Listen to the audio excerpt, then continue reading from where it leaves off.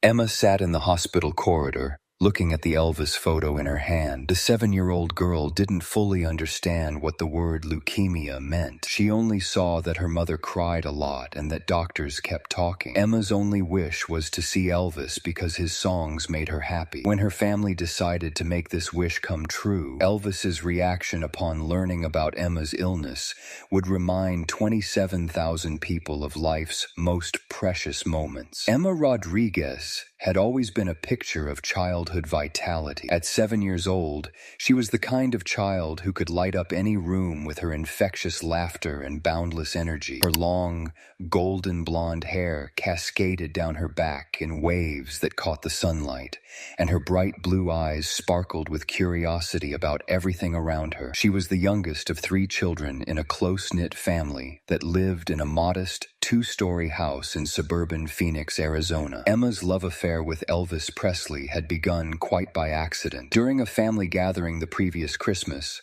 her grandfather had been playing old records, and when Hound Dog came on, 7-year-old Emma had immediately started dancing around the living room with uninhibited joy. Something about Elvis's voice, his rhythm, and his energy had spoken to her in a way that no other music ever had. From that moment forward, Emma had become Elvis's youngest and most devoted fan. She knew the words to all his major hits, would practice his dance moves in front of her bedroom mirror, and had covered her walls with pictures cut out from her mother's old magazines. Her most prized possession was a photograph of Elvis in his white jumpsuit that her grandfather had given her. A photo she carried with her everywhere like a talisman. Emma's parents, Maria and Carlos Rodriguez, had been charmed by their daughter's enthusiasm for the king of rock and roll. They had bought her Elvis records for her birthday, taken her to see his movies when they played at the local theater, and even planned a family vacation to Memphis so she could see Graceland. Emma's dream was to see Elvis perform live, and her parents had been saving money to make that dream come true. But life has a way of changing our plans in the most unexpected and devastating ways. It had started with what seemed like normal childhood fatigue. Emma, who had always been energetic and active, began complaining of being tired. At first, Maria attributed it to the busy end of the school year. Emma was in 2nd grade and had been participating in various school activities and programs. But when the fatigue persisted and was joined by frequent bruising and occasional nosebleeds, Maria's maternal instincts told her something was wrong. The pediatrician's initial examination was reassuring. Probably just a virus, Dr. Peterson had said. Let's give it a week and see how she feels. But when Emma's symptoms worsened rather than improved, and when she developed a persistent low-grade fever, Dr. Peterson ordered blood tests. Maria would never forget the phone call that came 3 days later. Dr. Peterson's voice was gentle but serious as he asked her and Carlos to come in to discuss Emma's test results. The tone of his voice made Maria's stomach drop with dread, and she knew without being told that something was terribly wrong. The appointment itself was a blur of medical terminology and devastating information. Dr. Peterson explained that Emma's blood tests showed abnormal white blood cell counts, and that further testing had confirmed their worst fears. Emma had acute lymphoblastic leukemia, the most common form of childhood cancer. Leukemia, he had said, and the word hung in the air like a death sentence. Maria felt the room spinning around her as Carlos reached for her hand. Their beautiful, vibrant 7-year-old daughter had cancer. Dr. Peterson had continued talking, explaining treatment options, survival rates, and the need for immediate intervention, but Maria heard very little of it. All she could think about was her little girl, who was at that very moment sitting in the waiting room, looking at her Elvis photo and humming "Love Me Tender" under her breath, completely unaware that her world was about to change forever. The next few days were a whirlwind of appointments, consultations, and preparations for treatment. Emma would need to begin chemotherapy immediately, which meant frequent hospital visits, hair loss, nausea, and a significantly compromised immune system. The doctors were optimistic about her prognosis. Childhood leukemia had much higher cure rates than it had in previous decades, but the road ahead would be long and difficult. The hardest part was explaining to Emma what was happening to her. How do you tell a 7-year-old that she has cancer? How do you explain chemotherapy, hair loss, and the possibility of being very sick for a long time. Maria and Carlos struggled with how much to tell her, how to be honest without frightening her, and how to maintain hope while acknowledging the seriousness of her condition. They had decided to start with simple explanations. "Emma, sweetheart, remember how you haven't been feeling well lately?" Maria had said, sitting on Emma's bed and holding her close. "The doctor found out why. You have some sick cells in your blood, and we need to give you medicine to make them better." Emma had looked up at her mother with those bright blue eyes and asked, "Will the medicine make me feel better?" "Yes, baby, but it might make you feel worse before you feel better. And it might make your hair fall out for a while." Emma had instinctively reached up to touch her long, beautiful hair. "All of it?" "Most of it, probably. But it will grow back, sweetheart. It will grow back even more beautiful than before." Emma had been quiet for a long moment, processing this information with the limited understanding of a 7-year-old.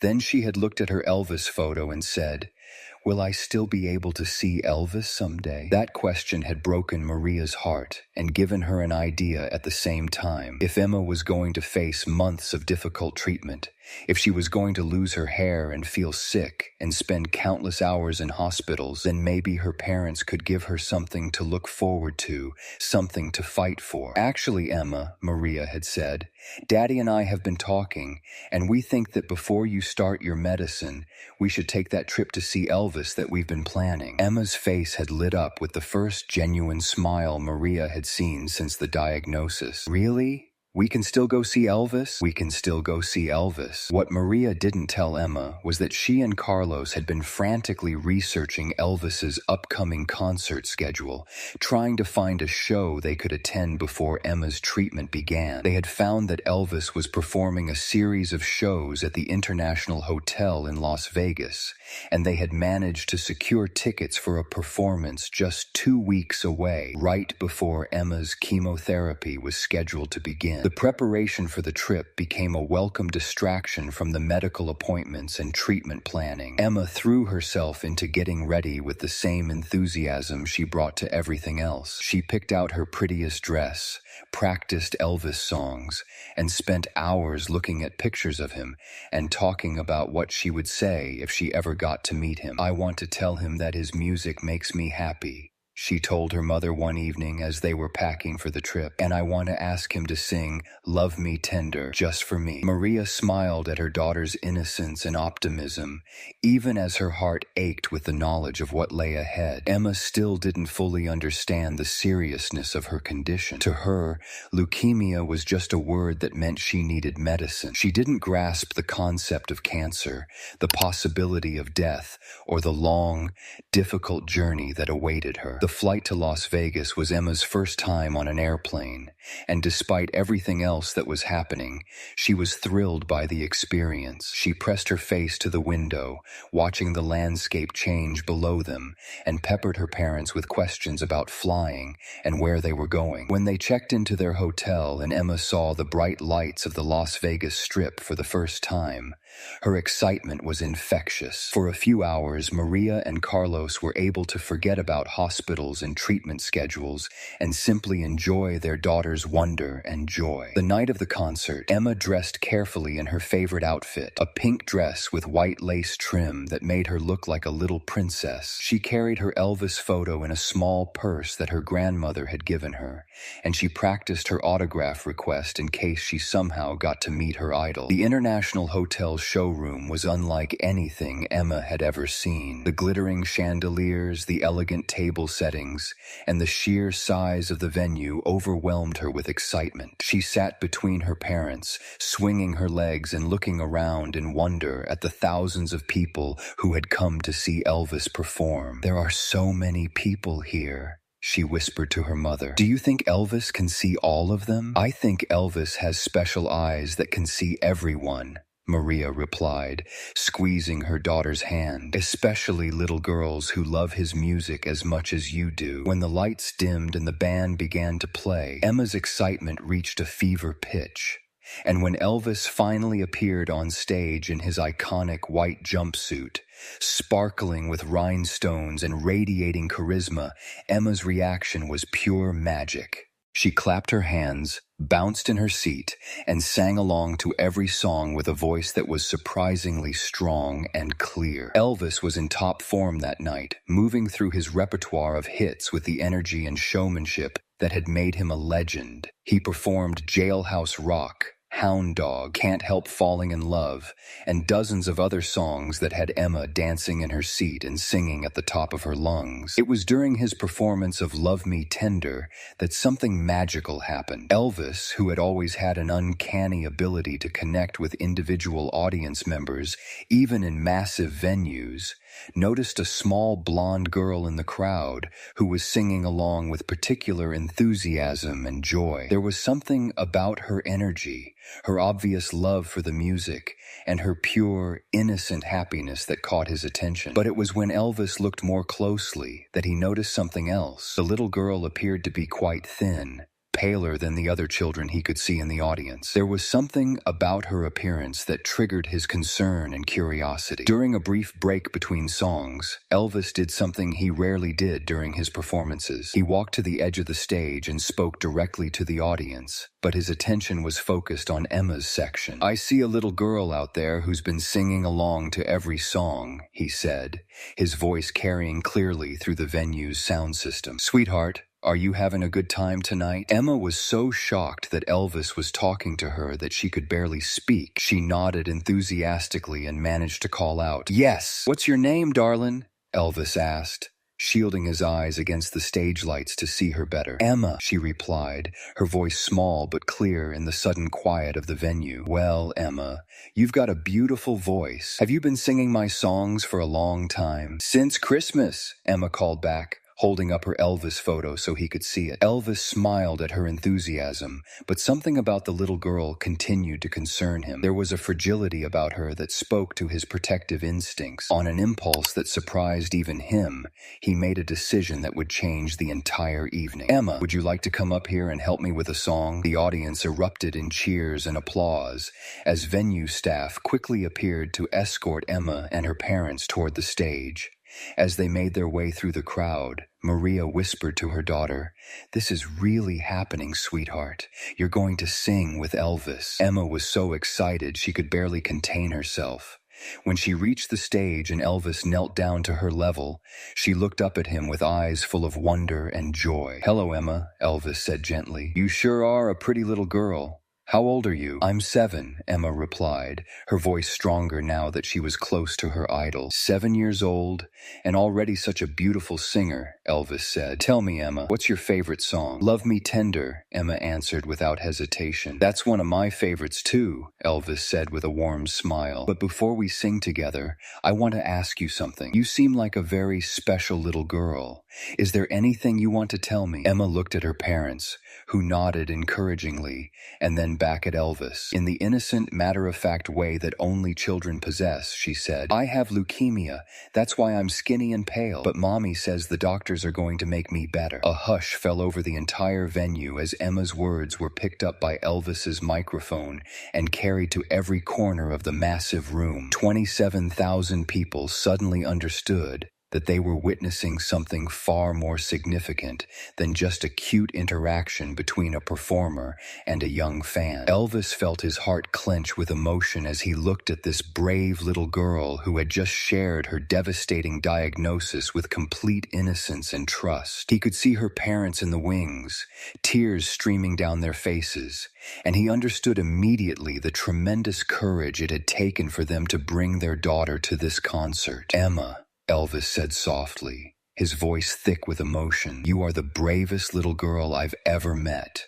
And you know what? I think you're going to beat this thing, because I can see how strong you are." He stood up and addressed the entire audience, his voice carrying to every corner of the venue. "Ladies and gentlemen, I want you to meet my friend Emma. She's 7 years old and she's fighting leukemia with more courage than most adults could ever have. She came here tonight because she loves music, and she's going to show us all what real strength looks like."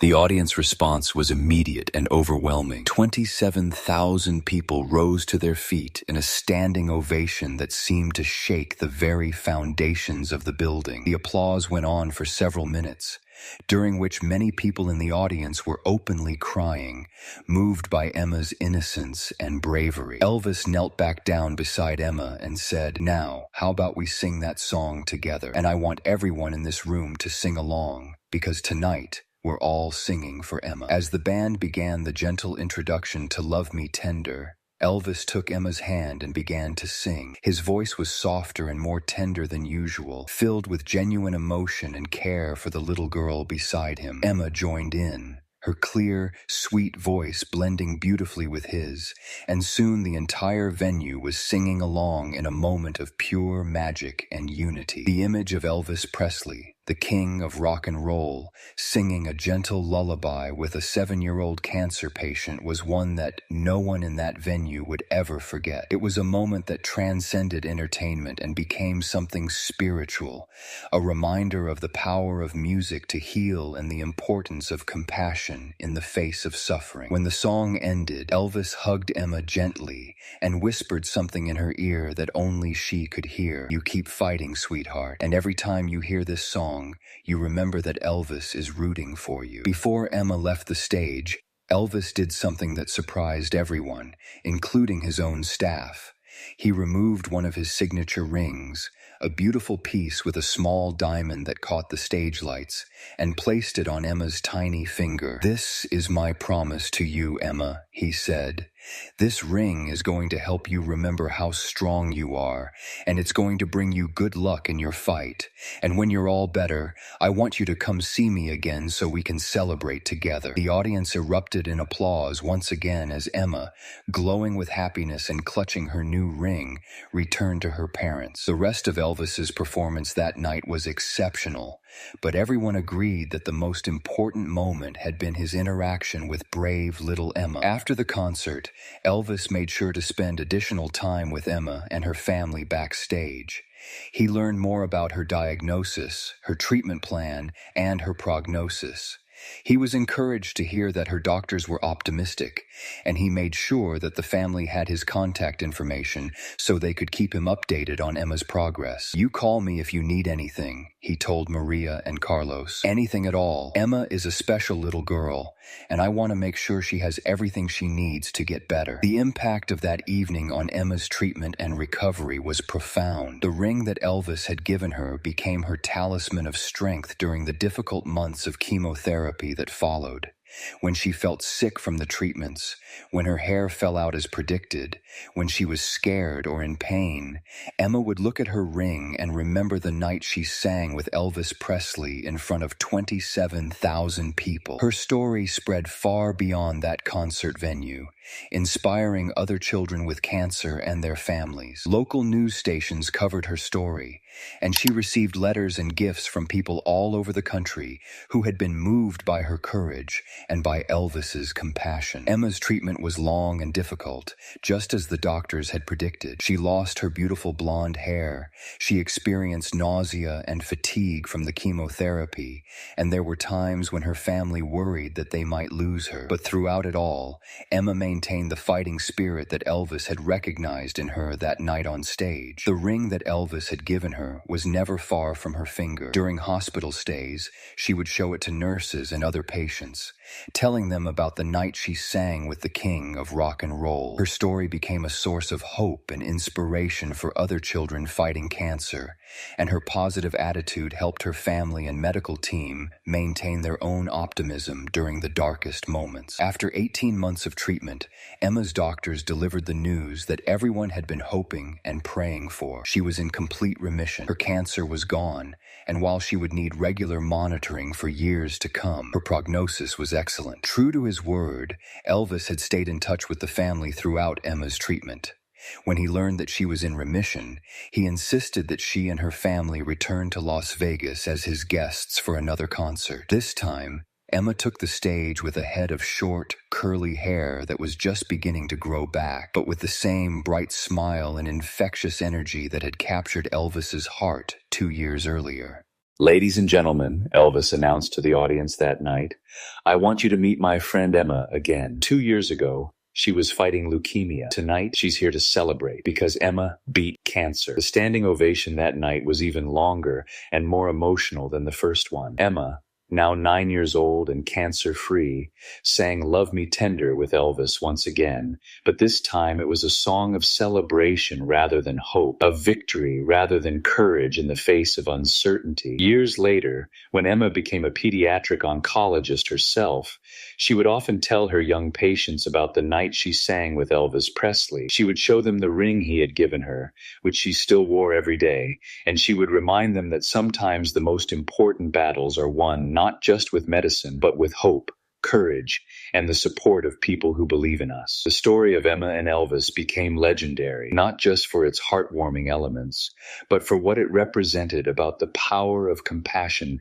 to transform both individual lives and entire communities. Elvis's spontaneous decision to reach out to a sick child and his ongoing support throughout her treatment demonstrated that true greatness lies not in talent or fame, but in our willingness to use our gifts in service of others. For the 27,000 people who witnessed that first encounter between Emma and Elvis, the evening served as a powerful reminder that life's most precious moments often come disguised as ordinary events, and that sometimes the most important thing we can do is simply acknowledge the courage of those who are fighting battles we cannot see.